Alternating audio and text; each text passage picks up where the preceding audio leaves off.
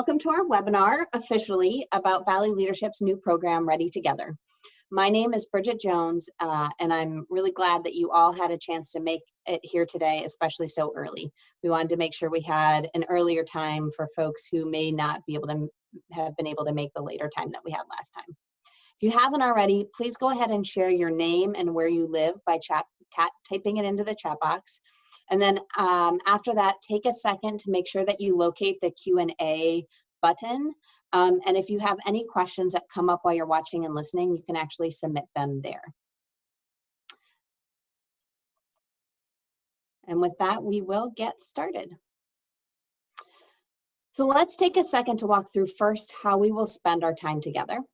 We're going to talk briefly about who we are and the work that Valley Leadership does. Then we'll talk about why we're launching Ready Together, and we'll give you a sense of what the experience will be like. After that, we'll talk briefly about why you should apply, and then we'll wrap it all up with our Q&A session. With that said, I want to quickly introduce our team. Again, my name is Bridget. You're going to be hearing my voice a lot on our call. Bailey is going to be helping us out with the interactive parts of our webinar.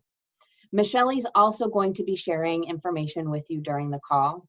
Sarah is going to help run our Q&A session, and Dave is going to help us out with answering questions at the end. For those of you who aren't familiar with our organization, Valley Leadership is a nonprofit based here in Phoenix that's focused on making positive impact for Arizona. We've been around for 40 years, and we've helped a lot of people grow their leadership skills during that time with our programs. And we're hoping that you'll become one of those people as well. As an organization, our entire purpose is to bring a broad spectrum of Arizonans together to work in collaboration as leaders in order to meaningfully impact the most pressing issues that are facing Arizona. Now, ultimately, we are a leadership development organization, and so it's really important to know that when we say leaders, we're not talking about somebody's position or responsibilities at work. When we talk about leadership, we're talking about people stepping up to do the things that need to get done. We know that true leadership doesn't require a certain type of educational career or background because leadership is about action, not position. So what kinds of actions actually qualify as leadership? And thinking through this, we found it helpful to picture some challenges that we're dealing with as if it's a fire. Now, the knee-jerk response most people have to seeing a fire is to grab the nearest bucket or watering can in this case, and do our best to throw some water on it to put it out. Others of us may freak out and just decide to blow on the fire, which, well, it's coming from a good place. We know is a terrible idea because that will only make the fire worse. Now, we do need to put out the fire, especially if there's a bomb next to it, and allowing the fire to spread could lead to total disaster.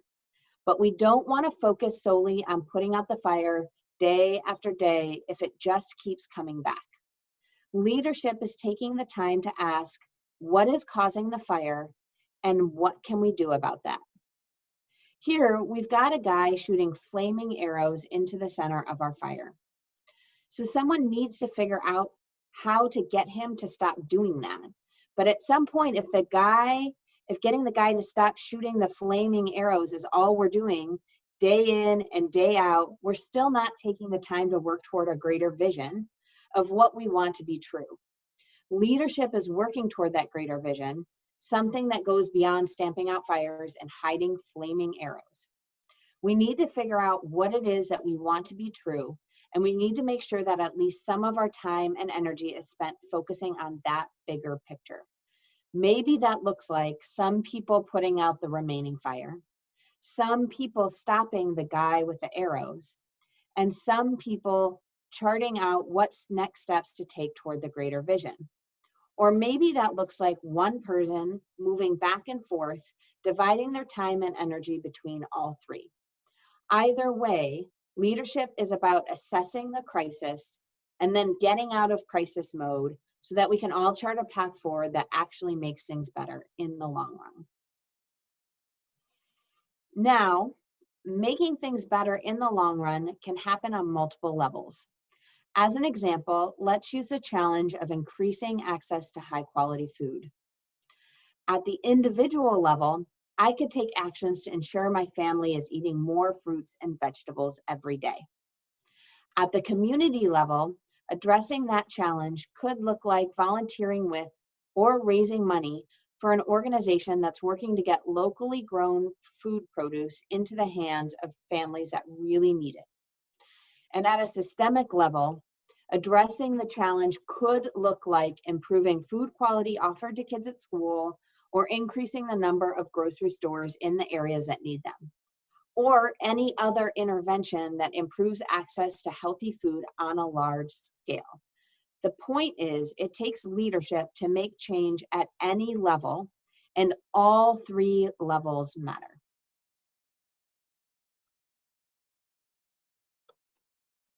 The opportunities to make change at every level have never been greater than they are right now, because the reality is that COVID-19 has made its way to every part of Arizona. And we know that staging a successful recovery from this crisis will require everyone who can act to pitch in and take meaningful action to solve the biggest issues facing our families, our communities, and the state. As an organization, we realized that the best way for us to help in this moment was to broaden our reach and create a program that's open to any Arizonan committed to making a positive impact right now. And that's why we've launched Ready Together.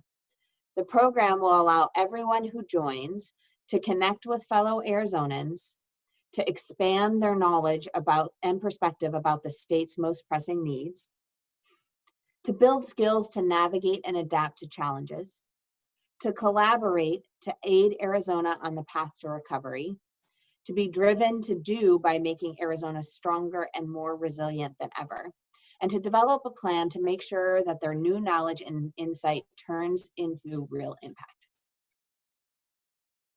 Now, let's be honest, this pandemic has really thrown all of us for a loop, but this moment demands more from us.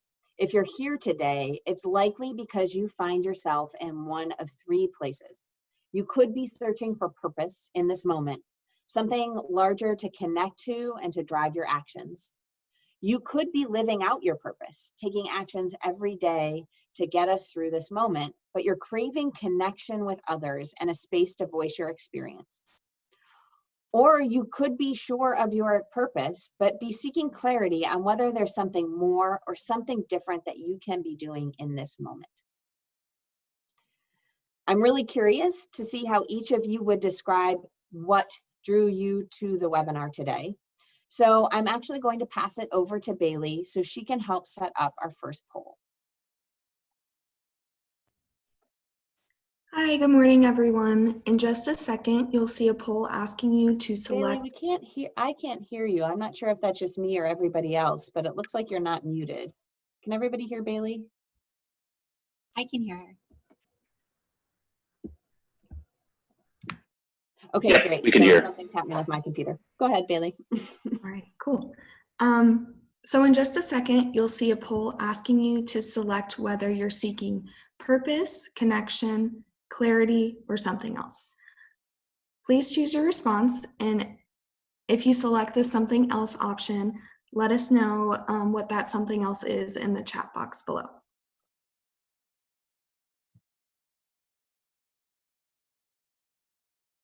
All right.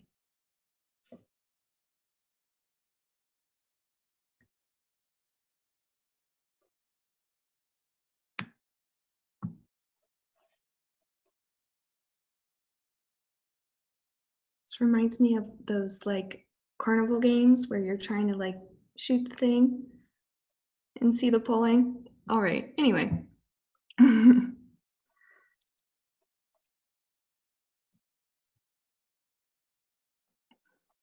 So thank you all for sharing.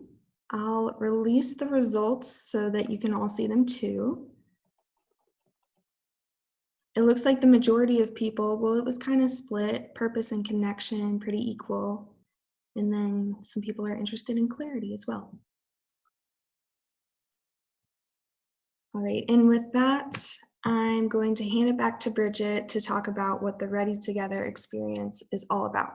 All right, well, it's good that I can somehow read lips. I didn't know I had that skill until right now.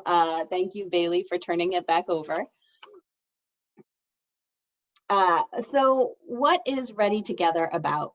You can think of the program content in terms of three main categories. There's relationships, issues, and impact. We'll prioritize the relationship building through small group activities and discussions, and through the use of interactive digital tools. The issues-based content will emphasize the interconnectedness of Arizona's greatest challenges, and will address the aspects of broader topics like education, healthcare, the economy, and child well-being. The impact component of the program will set participants up to act on their new knowledge and insight in order to make a real difference in the community. And woven throughout all of that content, you're going to find opportunities to learn about and live out our principles of doing. These 5 principles are foundational to Valley Leadership's mission, and they form the basis of every program, including Ready Together. We want our participants to be driven to do, always ready to put in the work to get things done.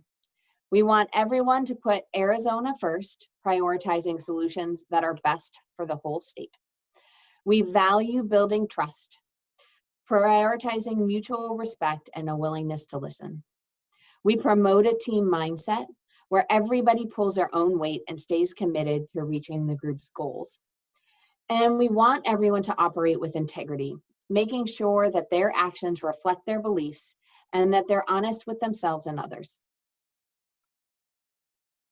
So now that you have an idea of the big picture, let's talk about what the program will actually look like, starting with the structure. Ready Together is made up of 8 live online sessions. The first session will take place in early September, and the final session will happen in early January. Each session will run for 3 hours. Sessions will take place once per week, every other week. And you can expect to spend up to an hour and a half preparing for each session. Now, when it comes to session timing, we will likely run the same session twice for all 8 of the program dates so that we can accommodate as many people as possible.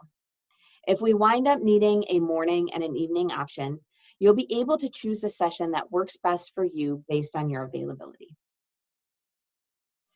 Now, I know that all this big picture information doesn't necessarily help you understand what the experience will actually be like.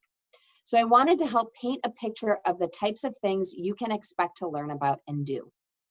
Before an online session, you'll spend time engaging with resources that we've selected and that relate to the topics that we're covering that week. As an example, one week we may look at how the pandemic forced schools to close and how that has changed education in our state. And we'll explore some of the ripple effects those closures have had on kids, like stalling grade level progress or decreasing their access to food. So to get ready for that session, you may be asked to read a relevant newspaper article, watch a short video, or listen to something. You'll also be asked to think about your personal views of the topics by answering any questions that we may provide. And finally, you'll be asked to seek out others' views by getting people in your circle to share their thoughts on the topics with you. And then during the session, you can expect to talk with small groups. That's where you hear from each other. And by discussing your thoughts and digesting new information presented during the session. You're going to engage with people who are working in a relevant field or industry, and then you'll take part in some form of a group activity. After the Ready Together program comes to an end, the real work begins. Your time in the program is all about creating a plan for yourself about what you can do to meet a need in the community that really speaks to you. Your time after the program is all about doing what needs to be done in order to have a real impact in Arizona, whether that's on the individual, the community, or the systemic level. I know that was a lot of information to take in about the content of the program, so let's pause again here for a second, and I'm going to pass it over to Bailey to set up our second poll.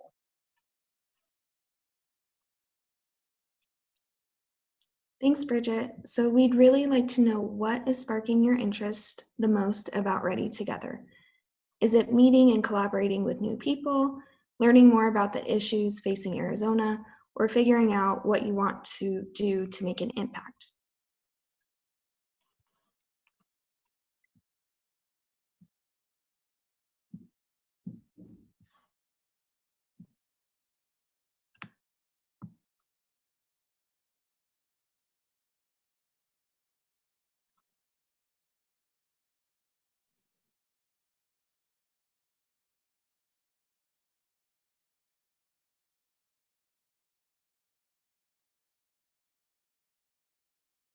All right, you guys were quick that time. So thanks everyone. Here are the results. It looks like most people are interested in Arizona issues, but new people and personal impact are still super important to others as well. So now I am going to hand things over to Michelle to talk about applying for the program. Thank you, Bailey. So now that you've all gotten a sense of what the Ready Together experience will be like, I want to take a moment and revisit this quote that we saw earlier. Because we believe that leadership is action, not position, we really believe that everyone is capable of demonstrating leadership. What that means then is we aren't looking for people within a specific age group or people who've lived here for a certain number of years. We don't care how you spend your time day to day or what part of the state you live in. So what are we looking for?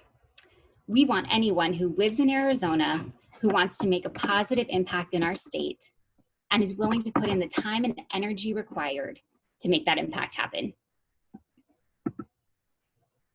We're casting such a wide net because we know everyone here has a lot to offer. Each person on this call today has a unique set of life experiences that has shaped your personal story and has given you valuable perspective. All of us here have a different combination of strengths that we can explore and leverage in order to make positive change. And because you're joining us here today, it's clear that everyone here is already committed to figuring out what more they can do to make our community better. Once you become a Ready Together participant, we're going to ask you to give your time. You'll need to dedicate about 4.5 hours every 2 weeks over the course of the program. We'll also ask for your focus. You'll need to be fully present during online sessions and as you engage with the content in preparation for those sessions. In return, you're going to get personal growth. With the tools, resources, and new information you receive, you'll have the opportunity to think deeply about who you are, who you want to be, and what role you want to play in Arizona's path to recovery. You'll also gain connection. You'll get a new network of Ready Together peers, become part of the Valley leadership community, and connect to a larger purpose as you begin to take action on your plans for impact. So to apply, you'll want to go to valleyleadership.org/readytogether. There you can read more about the program and click Apply Now to complete and submit your online application by June 22nd. Applications will be reviewed on a rolling basis. Once your application has been reviewed, you'll receive an email letting you know whether you've been accepted. There are no interviews required for this program. So you may now be wondering about the cost. In setting the cost for Ready Together, we wanted to make sure we kept everyone's individual economic circumstances in mind. So we've created a sliding scale. Frontline workers or those who are unemployed will pay $50. Government and nonprofit workers will pay $250. And those working in the private sector will pay $500. If you are experiencing financial hardship due to COVID-19, there is an application question that will give you space to describe what your situation is. We want to work with you to figure out a solution if cost is presenting a problem. Now, for those of you who may be familiar with Valley Leadership's other programs, I want to emphasize that Ready Together is its own program. It is not meant to replace or substitute Institute or Accelerate. Those programs are paused for now, and we'll start them back up in 2021. So if you've been a part of those programs in the past, or you're interested in joining one of those programs in the future, we'd still love for you to take part in Ready Together. Now, in just a moment, we're going to start our Q&A, but before we do that, I want to encourage everyone here to share what you've learned with a friend or two who you think would be interested in joining Ready Together. Let them know applications are due by June 22nd. And with that, we are going to jump into our Q&A. If you haven't already, please type your questions into the Q&A box. And while you do that, I will pass it off to Sarah, who will read out our questions and moderate our Q&A for us. Thanks, Michelle. Good morning, everyone. We don't have any questions quite yet. We'll give some time. Oh, here we go. One's just popped up now. From Claire, good morning. How large will the cohort be? That's a great question. So because we are doing this virtually and we have the potential to offer two separate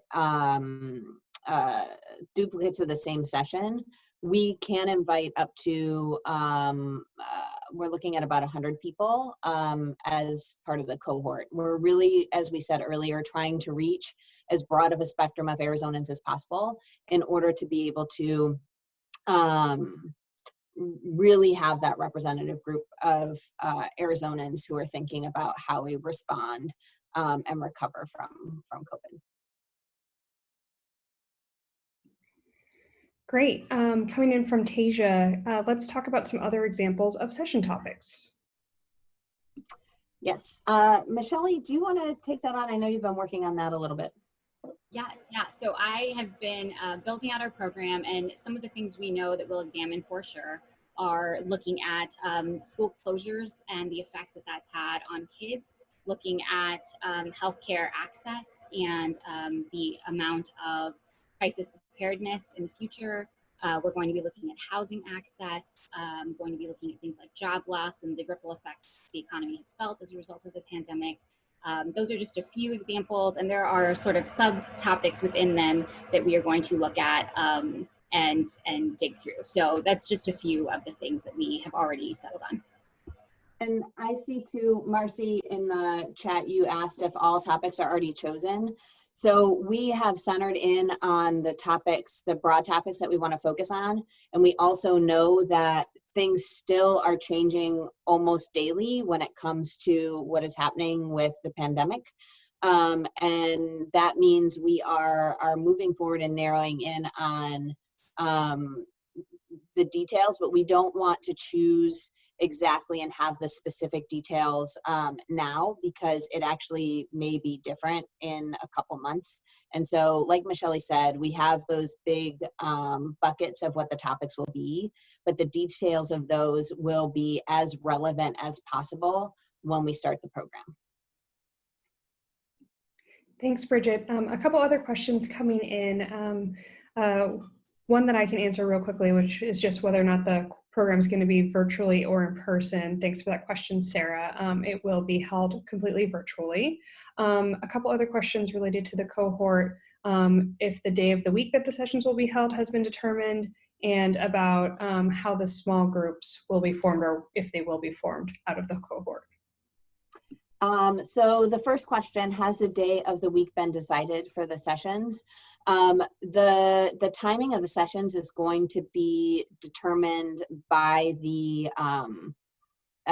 responses of the cohort themselves. So you'll apply, we'll accept, and then at the deadline, after the deadline, we will be sending out an email that clarifies some additional pieces, including a survey that'll get some additional information so that we can choose the best time for the cohort.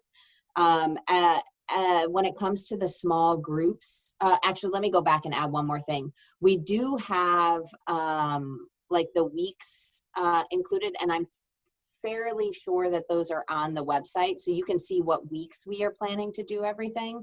But the days themselves, like I said, we are going to make it as responsive as possible to the group that we have, knowing that we may have people who work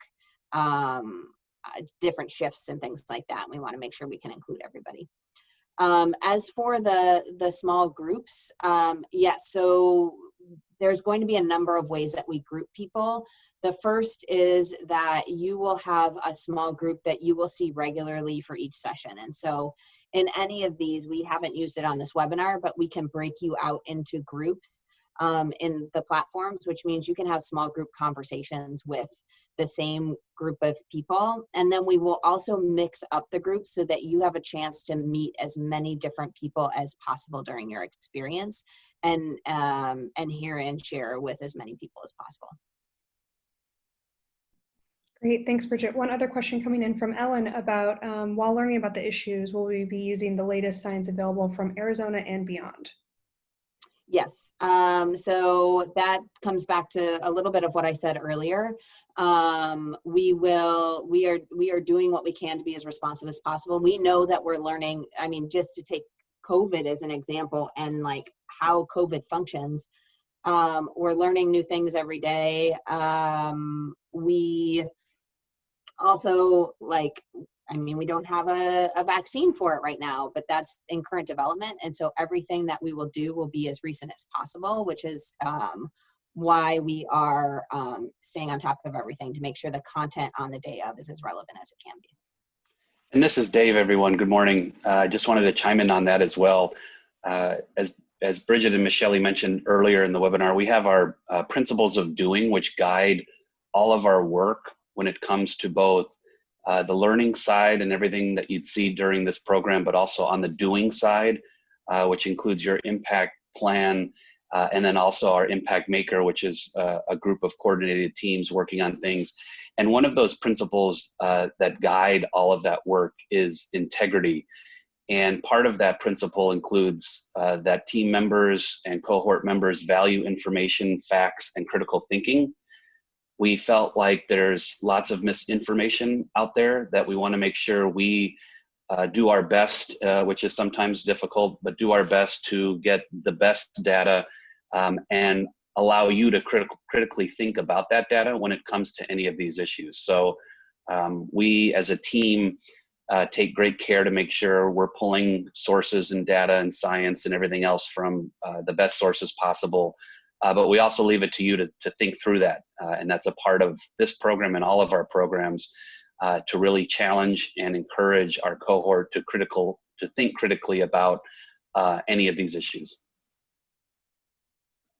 Thanks, Bridget. Thank you. Thanks. We don't have any other questions coming in through the Q&A box right now. If anyone else has any others, we invite you to add those in before we sign off.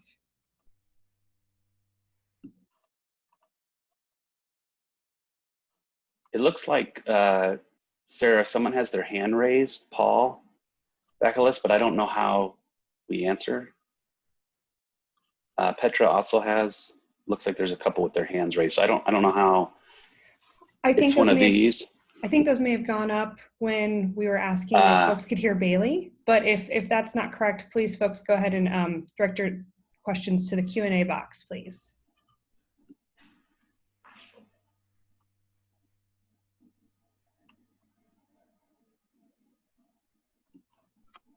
All right. Looks like we've got one from Sarah, just asking about the criteria used to determine whether an applicant will be accepted into the program.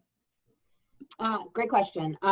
So aligned with what Dave has already mentioned about our principles, a large part of what we do when we are reviewing applicants is to make sure that there is an alignment with the principles and make sure that we are seeing that what folks are hoping or are describing in their application is actually aligned with the program itself. And something else along that application and application review that we didn't mention, it's useful to know that we're actually reviewing and accepting applicants on a rolling basis. So we've already accepted 2 groups of applicants into the program, which means that the sooner you get your application in, the sooner we are able to review it and let you know whether you've been accepted. Does that answer the question? Anything to follow up on that when it comes to the application? You good? Let's see, one more question has come in about, will members of the cohort represent the entire state? And if so, how does that work? So we are actively recruiting folks so that we can have as much of a representation from the state as possible. And the beauty of us doing a program that is online, it means we are able to provide that experience and that platform for people to come together. So as far as how that will work is, as long as folks have access to computer, to internet, they are able to join in to be part of this. And so it really is our goal. In our mission and vision, we talk about wanting a broad spectrum of Arizonans who are working together. And this really gives us the opportunity to do that. Great. I don't see any other open questions currently. Well, then with that, I just want to thank everybody for joining us. You can see on the screen right now our email address, vl@valleyleadership.org. If we have missed any of your questions, if any new questions come up, please do feel free to reach out to us with that email. And then you can also see the website for Ready Together, so you can find more information there. Really appreciate your time and your energy, and hope to see your applications come through soon. Thank you very much.